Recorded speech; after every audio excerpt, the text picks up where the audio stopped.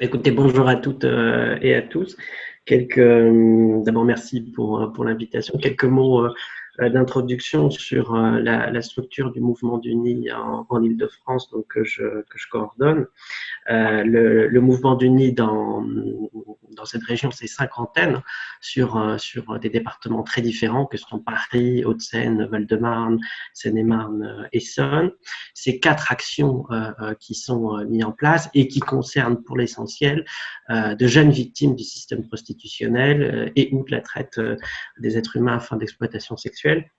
C'est d'abord des équipes qui sont salariées et qui sont dédiées pour les équipes concernées sur la prévention primaire, la prévention dans les collèges et les lycées, avec un renforcement, une montée en charge depuis 4-5 années sur les demandes d'intervention spécifiques sur la prostitution dans les collèges, avec un conventionnement spécifique des conseils départementaux, une très forte demande notamment des infirmières scolaires, des référents égalité aussi, de mettre en place des actions sur ce champ-là.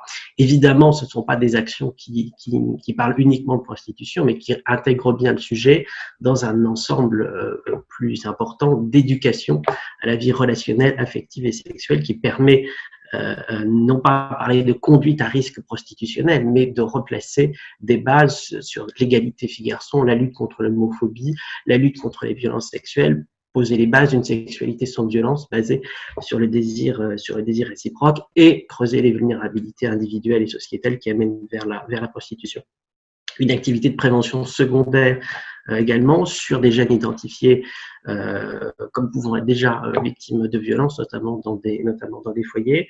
C'est une activité d'accompagnement social réalisée par des éducatrices spécialisées et des bénévoles qui prend en charge un certain nombre de jeunes majeurs et qui co-accompagne également certains mineurs sur un accompagnement global avec un suivi socio-éducatif, mais aussi une prise en charge psychotraumatique. Et comme l'a dit Emmanuel Meunier, c'est vraiment un élément extrêmement déterminant. Et nous, on a une consultation victimologique dédiée sur les situations des jeunes majeurs. Et c'est vrai que c'est un temps d'accompagnement très long, sur 4-5 ans quelquefois, avec des ateliers de remobilisation également, sur de l'art-thérapie, de l'équitation-thérapie pour travailler sur ces faiblesses, mais aussi repuiser en soi des forces et se reconstruire autour d'un projet personnel pensé par soi-même. C'est également des activités de formation. On forme près de 2000 professionnels chaque année en France, dont une bonne moitié en région Île-de-France,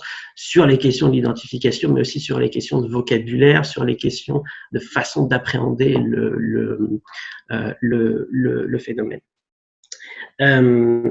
Et je vais commencer par là mon intervention. C'est vrai que dans les différentes enquêtes qui ont pu être menées sur la prostitution des jeunes, que ce soit la prostitution des mineurs ou pensée comme étant la prostitution de jeunes majeurs, le biais important qu'on a dans ces enquêtes, c'est qu'elles se concentrent très souvent sur les victimes du système prostitutionnel, sur les jeunes filles en particulier, en excluant les autres profils que les profils de jeunes filles, et en se centrant uniquement sur les personnes en situation de prostitution et non pas sur les autres acteurs du système prostitutionnel que sont les garçons clients, puisque c'est quand même très très très majoritairement des clients, hein, c'est pas des clientes, et les différents acteurs proxénètes, sans compter tout l'aspect entourage, que ce soit familial ou entourage éducatif, entourage institutionnel, qui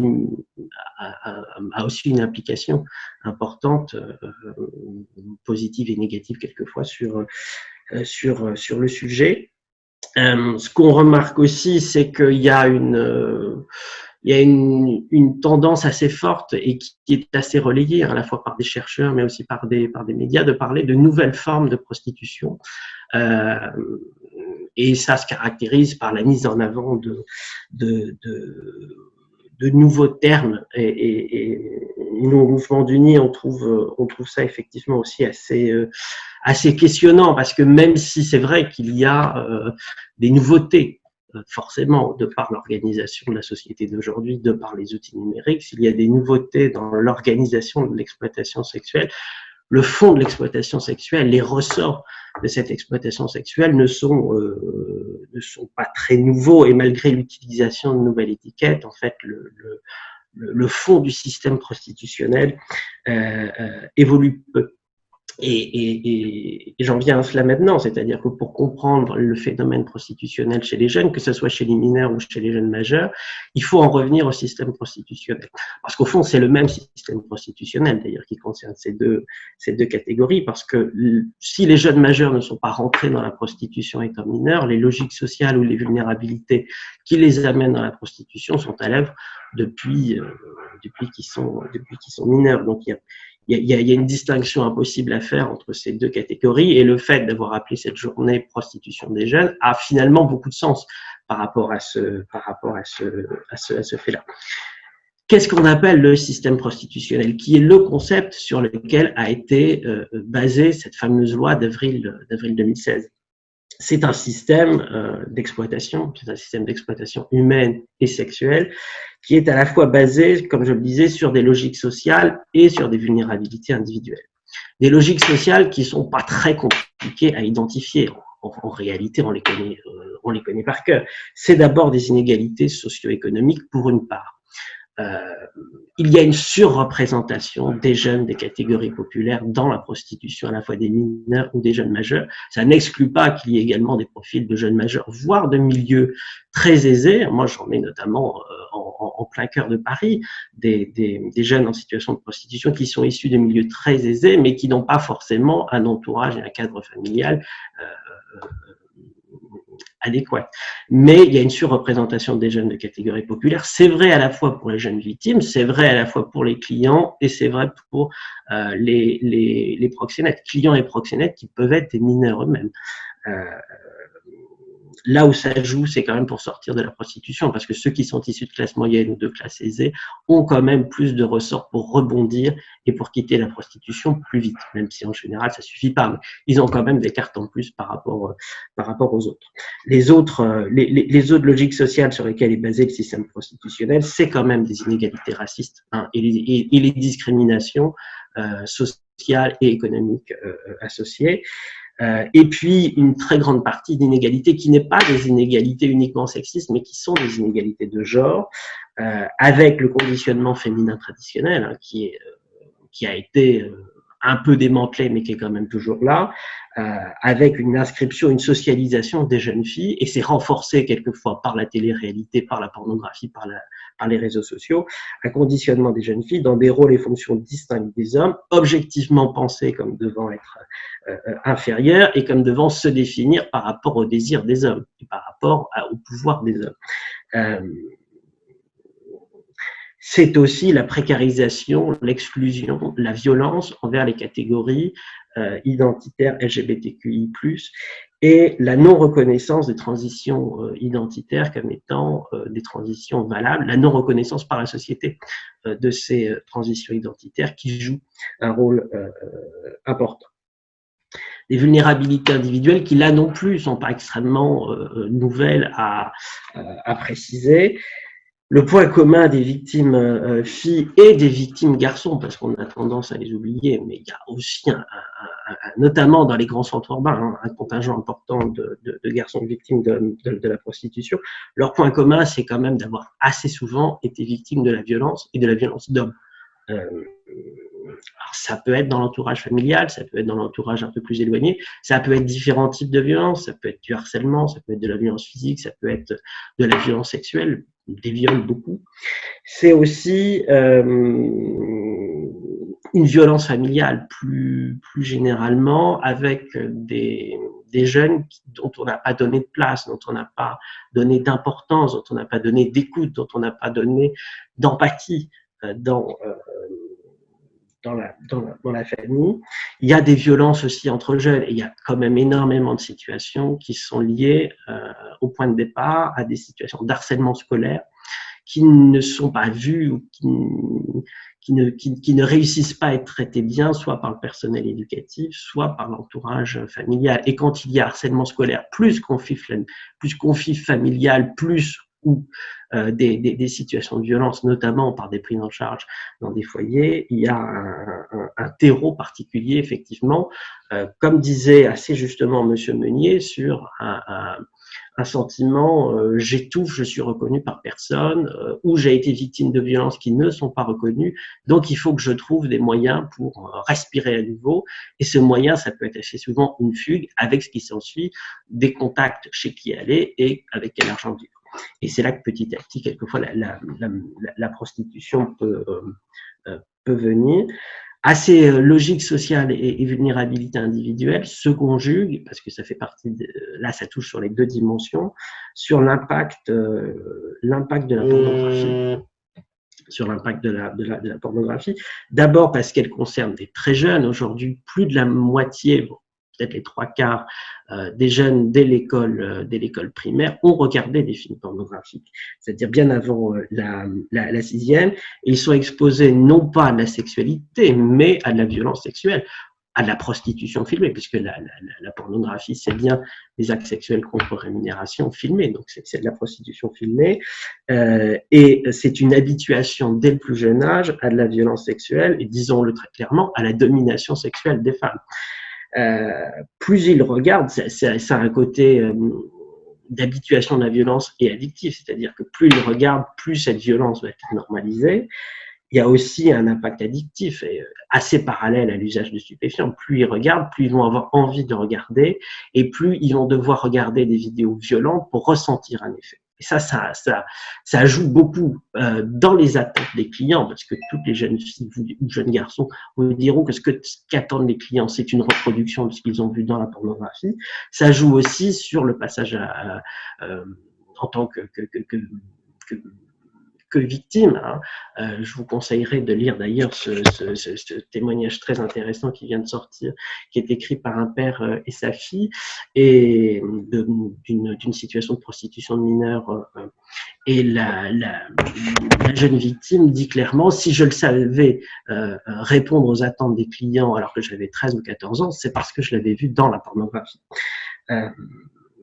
D'autres impacts de la pornographie, sur l'idée que le consentement n'est pas quelque chose d'important, parce que très souvent, c'est quand même des vidéos où on s'amuse du non-respect du consentement des personnes. Ce sont des vidéos où on ne met pas de préservatif, donc une habituation aussi à une absence de protection. Et puis, fatalement, une idée de corps comme valeur marchande. Sur les enjeux de l'identification, pour finir, je crois qu'il est effectivement très important de sortir des nouvelles étiquettes. Ça vaut pour niche tonnage, ça vaut pour sugar daddy, sugar baby. Ça a été le cas avant pour escort. Sortir des étiquettes qui ont pour effet de camoufler des systèmes prostitutionnels, des phénomènes prostitutionnels plutôt, qui sont assez complexes. Moi, j'utilise assez souvent l'image de l'iceberg. Vous savez, l'iceberg, on voit une partie, on voit pas ce qu'il y a en dessous.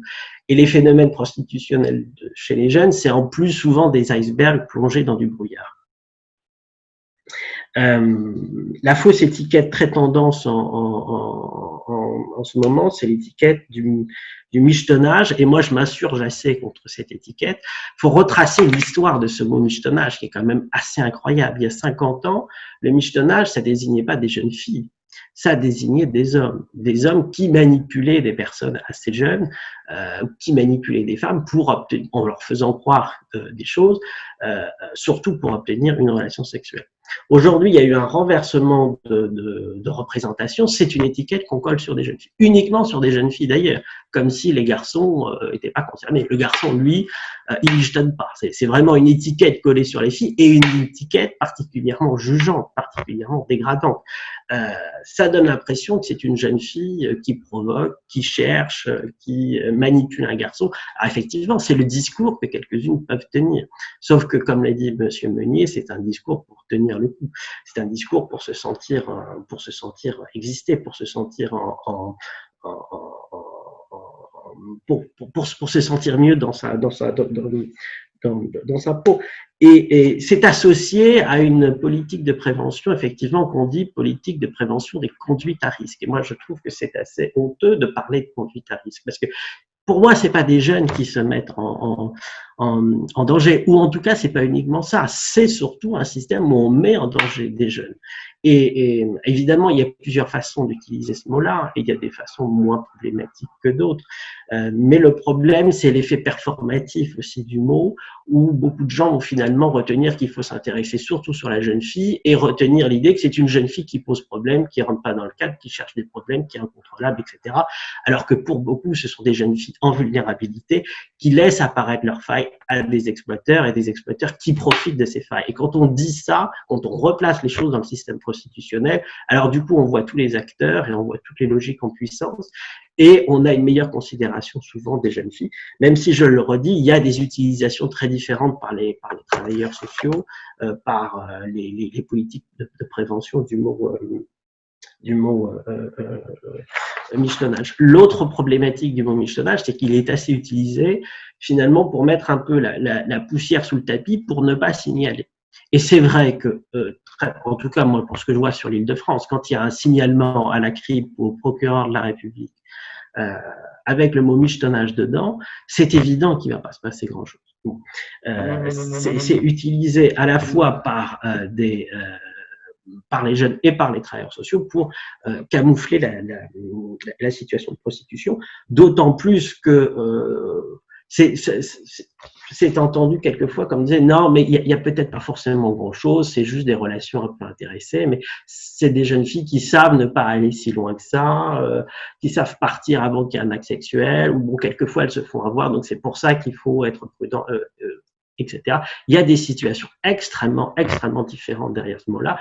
Très souvent, ça va plus loin que ce qu'on imagine au départ. Donc, il faut, pour moi, c'est une assez fausse bonne idée d'utiliser ces termes un peu nouveaux, un peu marketing. C'est une chose de l'utiliser en prévention pour déconstruire le mot avec les jeunes. C'en est une autre de dire que on peut faire une approche de prévention autour de ça. J'avance parce que j'ai encore un certain nombre de choses à dire. Donc la réalité de la prostitution des jeunes, elle est là. C'est à la fois des jeunes qui sont souvent en mal-être, sans possibilité facile d'appeler à l'aide, ou qui ont appelé à l'aide et dont ils ne trouvent pas de référent d'adultes ou d'autres pères, d'autres jeunes pour comprendre cet appel à l'aide. Des jeunes qui attendent d'être reconnus pour les violences, que ce soit des viols, que ce soit du harcèlement, que ce soit un mal-être familial ou des violences familiales, disons-le clairement aussi, qui attendent d'être reconnus pour les violences qu'ils ont subies ou qui attendent d'être reconnus pour l'identité qu'ils posent et qui cherchent des biais, des voies, quelquefois juste des amis, des contacts qui puissent reconnaître leur identité telle qu'ils souhaitent la défendre. C'est évident que même s'il n'y a pas de proxénétisme direct dans toutes les situations, en général, l'idée de la prostitution ne vient pas complètement toute seule. Il y a toute une zone d'intermédiaire, soit qu'on peut appeler proxénétisme indirect, soit qu'on peut appeler, pour reprendre le langage des jeunes cette fois-ci, des influenceurs, des influenceuses. Quelquefois même, alors ça peut être des personnes qui sont en lien avec du trafic de drogue, il y a beaucoup de jeunes filles qui, au départ d'une fugue, demandent comment je peux faire, est-ce qu'il n'y a pas un plan pour vendre de la drogue ou quelque chose. On leur fait assez vite comprendre que la drogue, ça reste un milieu de gars, ça reste un milieu de mecs, et que si elle veut avoir de l'argent, ça va être en lien avec le monde de la drogue, mais ça va être autour de la prostitution. Ou des influenceurs directement sur ce thème qu'on utilise avec des influenceurs sur Instagram, sur YouTube, qui promettent une vie géniale sur une entrée dans le système prostitutionnel. J'ajoute que pour les garçons, il y a ces mêmes influenceurs sur d'autres arguments. Il y a les mêmes influenceurs pour les garçons. J'ajoute que notamment pour les garçons, pour les mineurs ou les jeunes majeurs gays, il y a quand même une logique très souvent aussi, assez parallèle à celle des jeunes filles, qui est une logique quand même de survie. C'est-à-dire que si je suis dans une famille qui ne m'accepte pas comme je suis, quelquefois encore plus si je suis dans un foyer où ça se passe mal, il y a quand même très vite une logique de survie qui apparaît. En plus de l'étouffement, il y a une question qui va venir assez vite, c'est est-ce que je suis plus en danger dans cette famille où ou dans ce foyer qu'avec un homme plus âgé qui me propose un hébergement contre un acte sexuel, contre une exploitation sexuelle. Et c'est une vraie question. C'est un peu la même logique de survie d'ailleurs qui survient auprès des mineurs non accompagnés. Comment ils entrent dans le système prostitutionnel, c'est quand même pas très compliqué. Soit c'est entre pairs, ou parce qu'ils sont soumis à des communautés informelles qui se sont créées, soit c'est parce que très simplement des hommes plus âgés les accostent autour de gares, etc., en leur promettant un soi-disant travail, mais enfin assez clairement un hébergement contre une exploitation sexuelle. C'est une logique de survie de leur vie, de survie de leur identité quelquefois aussi, mais il n'y a pas toujours l'idée ou le projet de voir que la prostitution fait partie de cette identité, ni qu'elle est une solution durable pour la survie de cette identité. C'est perçu comme un choix de non-choix ou quelque chose qui va être très provisoire et dont on imagine mal toute l'emprise, tout l'enfermement que ça va produire. Donc, pour terminer sur les enjeux de l'identification, c'est obligatoirement d'abord de connaître ces logiques sociales, de ne pas avoir peur de les prendre en compte et de connaître les vulnérabilités individuelles et de faire le croisement entre les deux. Il ne peut pas y avoir de grille de détection des jeunes en situation de prostitution parce qu'on est à l'interconnexion de phénomènes très complexes avec des signes extérieurs qui peuvent être le signalement d'une situation de prostitution, mais qui peuvent être aussi le signalement de situations qui n'ont rien à voir. Donc, et puis c'est pas des signes extérieurs, c'est souvent quand même des signes intérieurs de mal-être qui se voient pas, quelquefois se voient, mais qui quelquefois se voient pas du tout. C'est aussi voilà, penser à l'idée de la prostitution, à la possibilité de la prostitution. C'est aussi amener le sujet clairement sur la table, même si c'est vrai que c'est pas en posant immédiatement la question de la prostitution qu'effectivement ça va venir. C'est d'abord en travaillant sur le parcours et en reconnaissant les violences subies avant, mais en n'excluant pas l'idée de la prostitution et en posant le vrai terme, parce que si on utilise des termes échappatoires, eh ben forcément que les personnes qui sont pas prêtes à verbaliser ce qu'elles ont vécu vont utiliser cet échappatoire pour ne pas avoir à exprimer ce qu'elles ne sont pas encore en capacité d'exprimer. Enfin, j'ajoute que dans l'enjeu de l'identification, c'est aussi l'identification des jeunes clients et pour beaucoup, c'est aussi des jeunes clients mineurs qui vont pas bien. Hein, c'est aussi des garçons qui ne vont pas bien et qu'il faut effectivement accompagner. Je précise d'ailleurs que sur les clients, la loi d'avril 2016 a mis en place des stages de sensibilisation aux violences de la prostitution qui s'adressent aux clients. Alors, qui s'adressent aux clients qui sont condamnés ou qui sont verbalisés pour avoir acheté un acte sexuel. Ce serait intéressant sans doute d'élargir plus largement, c'est d'abord qu'ils soient mis en place partout, puis d'élargir ces stages à des personnes qui sont peut-être pas encore verbalisées, mais dont on pense qu'ils peuvent être, ou qui se déclarent en capacité d'acheter un acte sexuel eux-mêmes. J'en viens aux enjeux de l'accompagnement. Alors là, je suis assez d'accord avec ce que dit Emmanuel Meunier sur l'idée qu'il faut vraiment un accompagnement qui commence le plus tôt possible. Il n'est jamais trop tard pour un accompagnement, mais il est important qu'il démarre le plus tôt possible sur un rythme défini par la jeune ou par le jeune lui-même et qui prend en compte vraiment une approche globale autour de toutes ces dimensions, autour de la dimension psychologique prioritairement.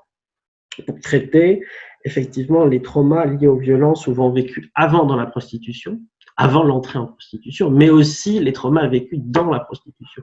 Et c'est pas une simple affaire de trouver des professionnels capables de le faire. C'est pas le CMP du coin qui peut, c'est pas n'importe quel CMP, je veux dire, qui peut prendre en charge des traumas sexuels vécus dans la prostitution. Il faut une approche victimologique spécifique femmes victimes de violences et spécifique aux violences vécues dans la prostitution. Il faut une formation spécifique sur le sujet et les interlocuteurs en capacité de vraiment faire un bon accompagnement sur ce sujet-là sont pas si nombreux que ça. J'ajoute que quand ça concerne des mineurs non accompagnés, trouver des interlocuteurs qui en plus parlent leur langue, ça rajoute une complication.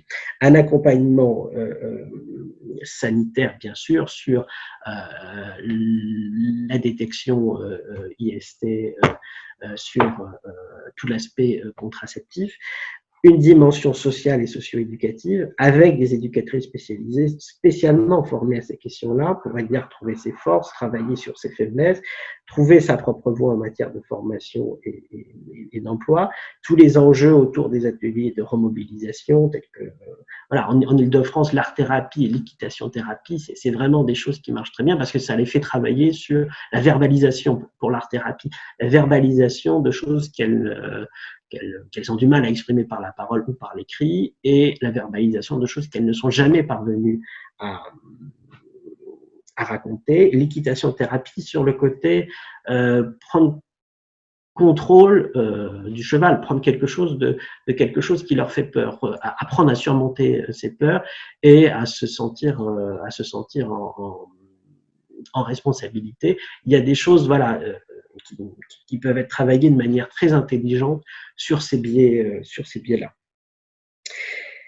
J'ajoute que pour ceux qui ont encore des contacts avec les parents, le co-accompagnement des parents est absolument indispensable, mais particulièrement complexe. La question des parents, c'est épouvantablement complexe parce qu'ils sont à la fois victimes aussi de la situation, parce que souvent les multiples fugues et puis le fait de savoir ou d'avoir des bribes d'informations sur ce qu'a vécu leur jeune les font mettre dans une grande souffrance. Et en même temps, c'est aussi dans l'enceinte familiale que se sont créées un certain nombre de vulnérabilités qui ont joué un rôle dans l'entrée dans le système prostitutionnel. Et ce qui est très complexe, c'est de les accompagner et de les soutenir à la fois en tant que personnes en souffrance, à la fois en tant que victimes du système prostitutionnel quelque part aussi, mais en même temps réussir à les faire se remettre en question sur ce qui n'a pas fonctionné, à la fois en termes de vulnérabilité créée, et puis aussi dans la relation éducative, dans la relation parentale qu'ils ont eue. Ça, c'est un sujet extrêmement difficile. Voilà, ces deux côtés à construire en même temps est particulièrement difficile.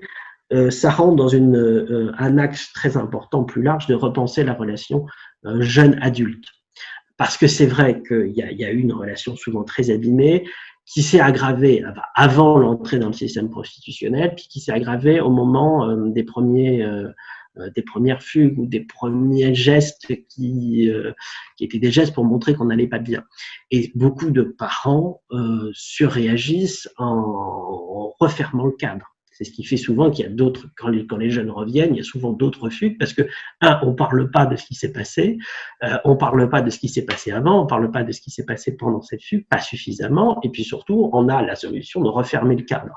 Et donc, il faut reprendre cette relation jeune-adulte, non pas par l'idée que les adultes sont là uniquement pour cadrer, mais pour revenir sur le fait que le rôle de l'adulte, c'est une transmission d'expérience et le fait de donner des outils pour l'autoconstruction de soi, pour l'autodéfinition de soi.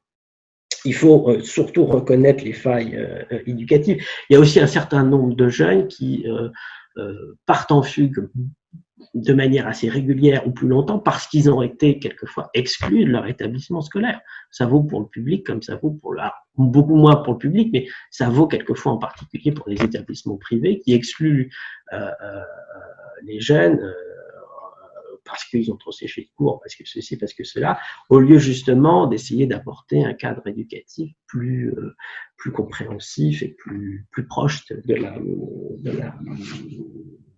la personne. Puisque j'ai 5 minutes, je termine quand même sur les enjeux de la prévention, même si du coup je l'ai un peu dit en filigrane dans toute notre intervention. On ne peut pas faire de la prévention de la prostitution si on ne s'intègre pas dans l'éducation à l'égalité, la lutte contre l'homophobie et les discriminations LGBTQI+, et l'éducation à la vie relationnelle, affective, sexuelle, sur qu'est-ce qu'une relation sexuelle, qu'est-ce qu'une vraie relation sexuelle, en dehors de la violence sexuelle, et qu'est-ce qu'une relation sexuelle non violente.